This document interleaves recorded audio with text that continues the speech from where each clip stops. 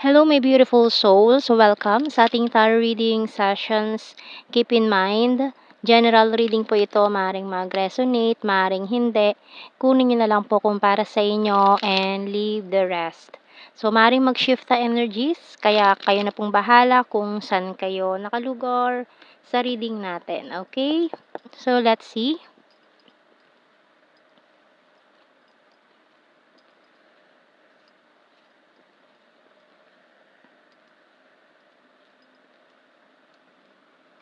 Wow.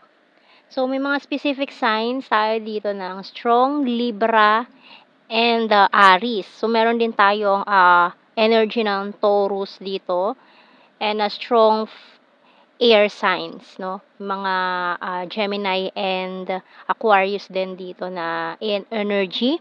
So, tingnan natin to with this Ace of Swords natin dito. Parang new coming in person, may darating or bago kang makikilala person na mukhang itong taong 'to mukhang may parehas kayong pinagdaanan in the past, parang similar experience na pinagdaanan niyo.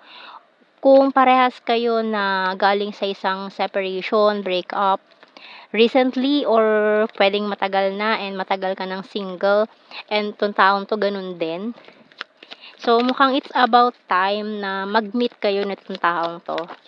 Kumbaga written in the stars, destiny, kumbaga destined to be na mangyari itong pangyayaring ito. Crystal clear intentions by Archangel Michael. Be clear about what you desire and focus upon it with unwavering faith. So, mukhang talagang ito yung tinatawag na tiwala lang. So, talagang kumapit ka sa faith mo na nagtiwala ka na matatagpuan mo 'tong hinahanap mo and then boom, 'di ba? So, maaaring very soon habang naglalakad ka diyan or magkasalubong kayo, magkabanggaan kayo or during your travel, ma-meet mo itong person na 'to, mag-cross yung landas niyong dalawa. And very maganda ang energy nito. Kumbaga parang this is your divine counterpart.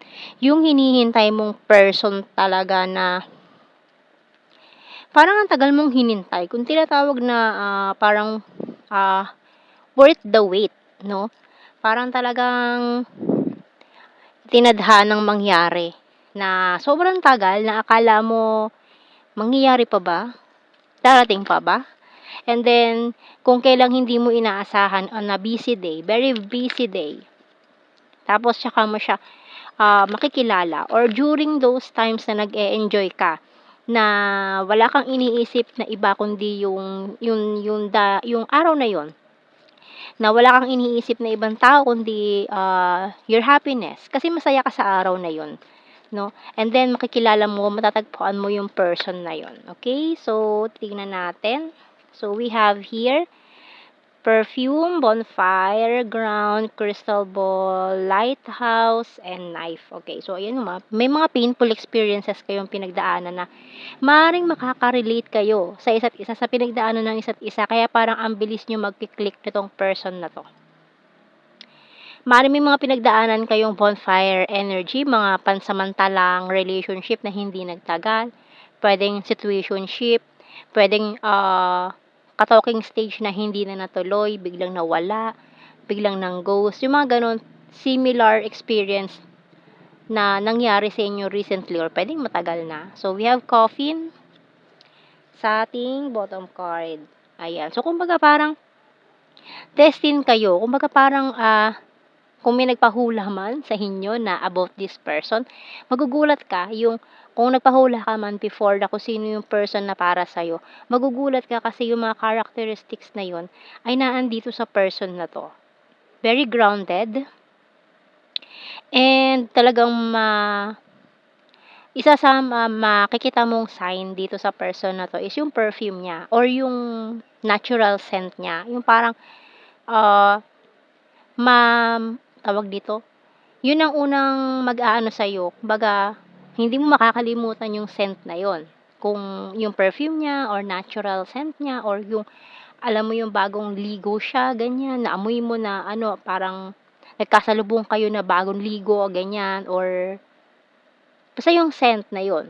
Yun ang hindi mo makakalimutan. Isa sa sign about this person na For example, puwedeng papasok kayo ng work or somewhere na fresh kayo, 'di ba? Talagang yung perfume, yung pabango, yung ginamit niyong, body wash, shampoo, conditioner, talagang yun ang maaamoy niya, hindi niyo makakalimutan, gano'n. So, tingnan natin. So, very promising 'tong person na 'to na coming in. So, ayan. Alam ko matagal na naman akong nawala. So, marami na naman akong utang sa inyo. Pasensya na.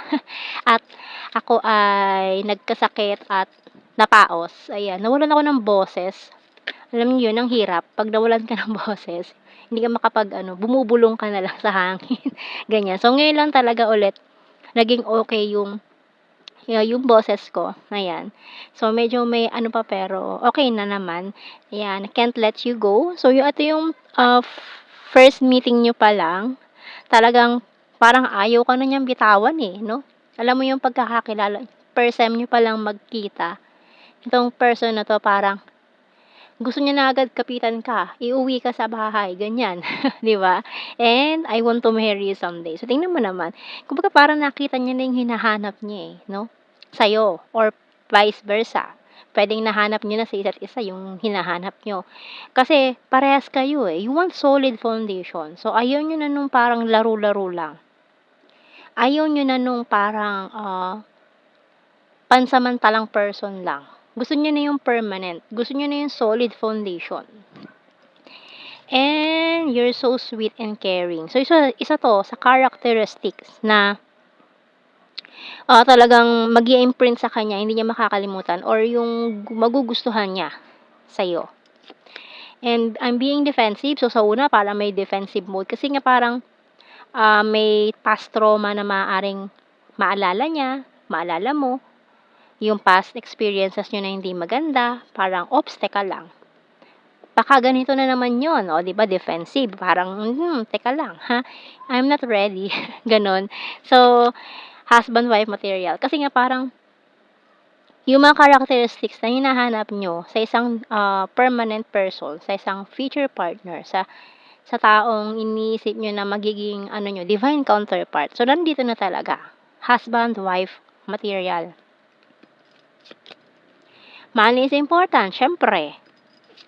And moving forward na kayo parehas for this new, ano na 'to, new life, new venture, new career, parang rebirth, ayan. Nasaan na? Ito, with the coffin, ayan. With this coffin, so talagang this is ano, parang rebirth. Parang nagkaroon kayo ng rebirth nitong person na 'to. New life, kumbaga bagong buhay niyo 'to, eh. And ito na yung tinatawag niyo na talagang, worth the wait. Kasi kung ang tagal mong hinintay, 'di ba? Ito na, you're my wish come true. Oh, 'di ba? So, napakaganda ng energy ng reading na 'to, na if you're looking for someone na talagang, kasi you're looking for the one na talaga na pang lifetime na, eh, yung talagang permanent person na hindi na aalis, 'di ba? So, yun ang gusto natin, yung hindi na aalis. Ayan, we have regret, acceptance. So, marami tayong mga pinagsisihan sa buhay na kailangan ng tanggapin. And eto, reminiscing pa, may mga, reminiscing the past na pinagsisihan, ayan. So, kailangan na nating itanggapin. Kung wala na, hanggang dun na lang yon. So, kailangan na nating tanggapin yon, okay?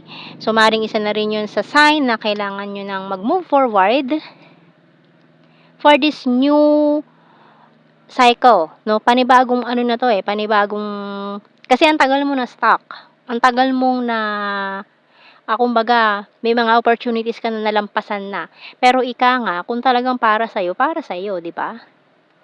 So, tingnan natin. Okay, kuha tayo ng initials kasi ito lagi yung may mga inaabangan, initials daw. Kasi minsan nakakalimutan ko din yung initials, 'di ba? So, may mga naghihintay ng initials.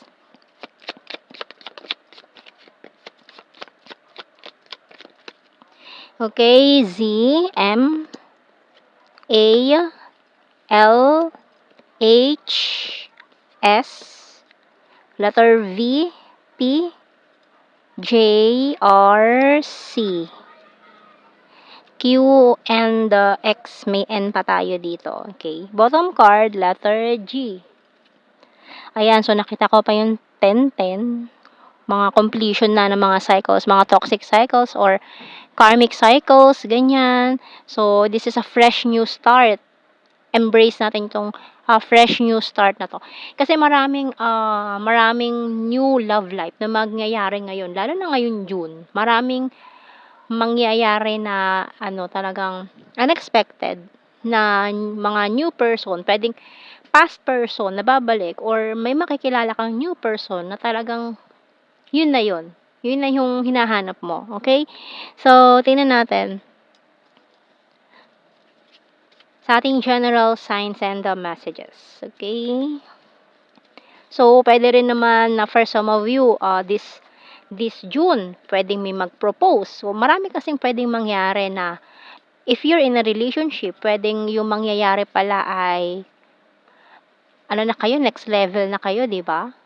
Kumbaga engagement. So, ang tagal mo naghintay, 'di ba? So, patience please. Pero kailangan pa rin ng pasensya, syempre, konting pasensya pa. So, we have here smart. Yan you're very lucky. Ito na hinihintay mo. Water sign. Cancer, Scorpio, Pisces. And another Cancer.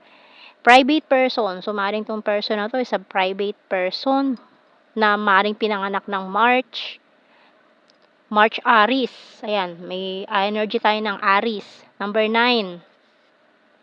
Coins is earth sign, Taurus, Virgo, Capricorn. Friendly, so maaaring maging friends muna kayo sa una.